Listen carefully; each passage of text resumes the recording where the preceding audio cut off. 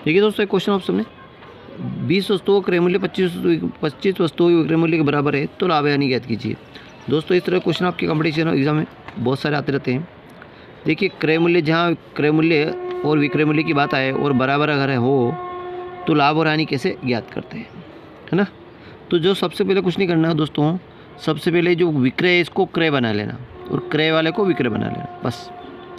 तो पहले CP यानी कास्ट प्राइस कितनी हो गई, ये क्रय वाले को अपने विक्रय बनाया, विक्रय वाले को क्या बनाया, विक्रय मूल्य को क्रय मूल्य बनाया। तो क्रय मूल्य कितना हो गया अपना 25 हो गया। अब क्रय मूल्य को विक्रय बनाएंगे यानी कि सेलिंग प्राइस, ये कितनी हो गई 20। ठीक है, अब अपना सीधा हिसाब लग गया कि 25 में कोई वस्तु खरीदी और 20 में बेची। ठीक है, तो 20 में बेचेंगे तो 5 रुपये नुकसान होगा, यानी कि आपको हो गई हानि। तो हानि प्रतिशत बराबर क्या होगा कि हानि कितने रुपये होगी, 5 रुपये की हानि हो गई। तो 5/25 इंटू 100/1, 25 से घटा 25 चौक 100 और 5 चौक 20, यानी कि 20% की आपको हानि हो गई। आई होप कि सुन में आगे होगा। सी ऑप्शन अपना मैच करें। इस पर अगला क्वेश्चन देखिए, एक कार को 95,000 रुपये में बेचने पर 5% की हानि होती है। यदि उसे 20% लाभ पर बेचा जाए तो कितना लाभ होगा, कितने में बेचेगा, कितने में बेचेगा, ये कहा उसने कितने में बेचेगा। ठीक है, देखते हैं। तो कुछ नहीं करना दोस्तों, जो पहले तो जो बेचा है उसको पहले लिख दो 95,000।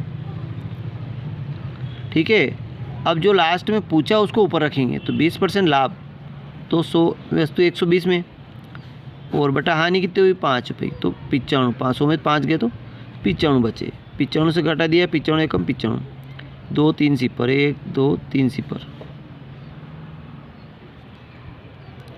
तो 3 सिफर यहाँ लगा दो, यानी कि 12,000 रुपये, 1,20,000 रुपये, 1,20,000। सी ऑप्शन अपना मैच कर गया। इस पर अगला क्वेश्चन देखिए, एक स्कूल में 20 छात्रों की औसत आयु 25 वर्ष है और 5 शिक्षक के शामिल हो जाने पर औसत आयु 30 वर्ष हो जाती है। तो 5 शिक्षक की औसत आयु क्या होगी, देखो 20 की औसत आयु कितनी हो गई 25 वर्ष, तो कुल आयु कितनी हो गई 20 × 25, तो 25 दूनी 50, 500 वर्ष हो गई। 5 शिक्षक और शामिल हो गए तो यहाँ 20 और 5 कितने हो गए 25 हो गए। 25 की आयु कितनी होगी 25 और औसत आयु कितनी 30 है, तो 25 और 30 का गुणा करें, 25 × 75, 750। अब यहाँ पे कितने बढ़े 5 शिक्षक बढ़ गए, तो यहाँ कितनी आयु बढ़ गई 250 रुपये बढ़ गई, 250 वर्ष बढ़ गई। तो 250 में 5 का भाग लगा दो, 5 बच्चों 25, यानी कि एक की औसत आयु कितनी होगी 50 वर्ष हो जाएगी। शिक्षक की औसत आयु कितनी होगी अपने पास 50 वर्ष हो गई।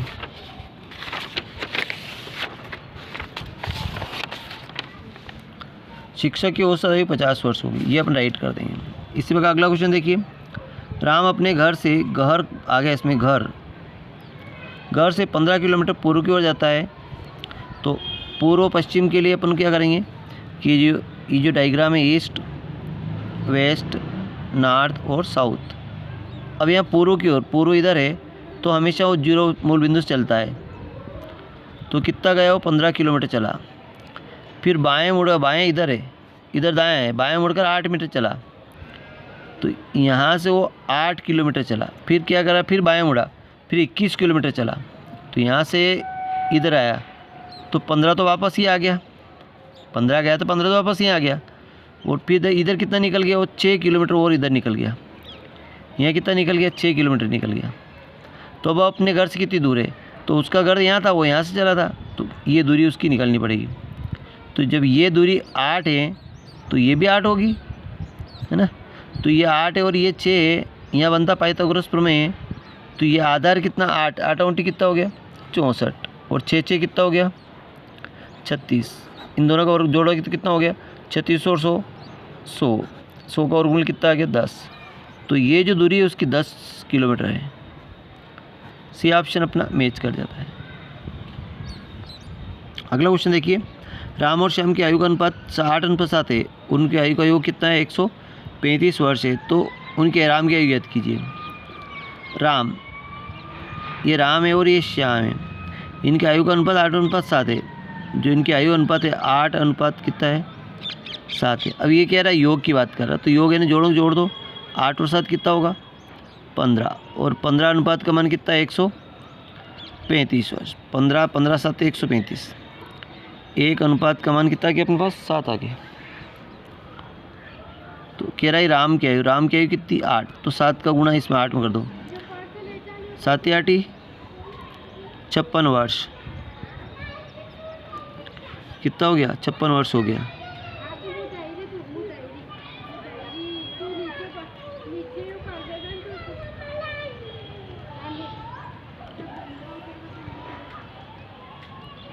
पंद्रह नमा 135 9 होगा, सॉरी, तो 9 8 72, 9 8 72, तो 72 वर्ष। डी ऑप्शन अपना मैच कर गया। अगला क्वेश्चन देखिए, कोई धनराशि साधारण ब्याज की दर से 5 वर्ष में 120 रुपये हो जाती है और 7 वर्ष में 568 रुपये होती है, तो मूलधन और दर ज्ञात कीजिए। देखिए 5 वर्ष में कितनी हुई 520 हो गई, और 7 वर्ष में कितनी हो गई 568 हो गई, तो कितने वर्ष का डिफरेंस आया 2 वर्ष का, है ना। 2 वर्ष बढ़ा, तो इधर देखते हैं 8 तो ये आ गया, 6 में से 2 गए तो 4 बचे। 2 वर्ष का ब्याज कितना 48 रुपये, तो 1 वर्ष का कितना होगा 2 दूनी 4 2 चौक 8, 1 वर्ष का ब्याज 24 रुपये। 1 वर्ष का 24, तो अपना 5 वर्ष का निकाल लो, 5 वर्ष, तो 24 इंटू 5 बराबर 120 वर्ष। ये कितना है 520 में से 120 घटा दो, तो कितना आएगा 400। ये आएगा मूलधन आएगा, मूलधन। तो 400 तो मूलधन हो गया आपका। अब इसमें 400 मूलधन यहाँ पे भी 400 यहाँ पे भी है, तो ये 500 वाला ऑप्शन कट गया और ये भी 800 वाला कट गया।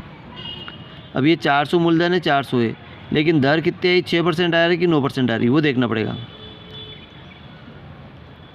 है ना। तो मूलधन तो निकल गया, अब दर निकालनी, दर कैसे निकालेंगे देखो। तो दर का एक फार्मूला होगा, यहाँ पे जगह नहीं दर लिख लेंगे। दर बराबर ब्याज, ब्याज कितना 120, ब्याज इंटू 100, और मूलधन कितना अपना 400 इंटू समय, समय कितना 5 वर्ष है तो 5 आ जाएगा।